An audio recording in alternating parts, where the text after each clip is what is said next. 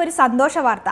ദുബായിൽ നിന്നും 1 മണിക്കൂർ 20 മിനിറ്റ് ട്രാവൽ ചെയ്താൽ ഗ്രീസിലെ സാന്റോറിനി പോലെ അതിമനോഹരമായ ഒരു സ്ഥലത്തെത്താം. ചുറ്റും ഫാമുകളും കൂടാതെ ഒരു മലയുടെ മുകളിലാണ് ഈ ഒരു സ്ഥലം ഇവർ അറേഞ്ച് ചെയ്തിരിക്കുന്നത്. വെള്ള നീല നിറത്തിലുള്ള മനോഹരമായ കെട്ടിടങ്ങളും ചെറിയ വഴികളും ഈ ഒരു സ്ഥലത്തിന്റെ പ്രത്യേകതയാണ്.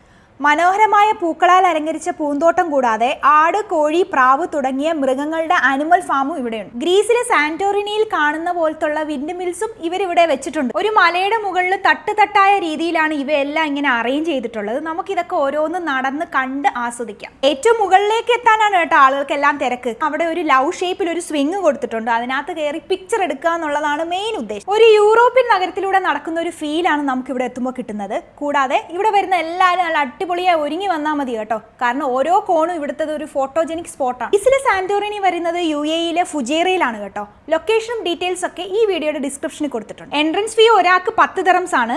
5 വയസ്സിന് താഴെയുള്ള കുട്ടികൾക്ക് ഫ്രീ എൻട്രി ആണ്. UAE-യിലെ സാന്റോറിനി വിസിറ്റ് ചെയ്തിട്ട് നിങ്ങളുടെ അഭിപ്രായം എന്താണെന്ന് കമന്റ് ബോക്സിൽ ഒന്ന് പറയണേ.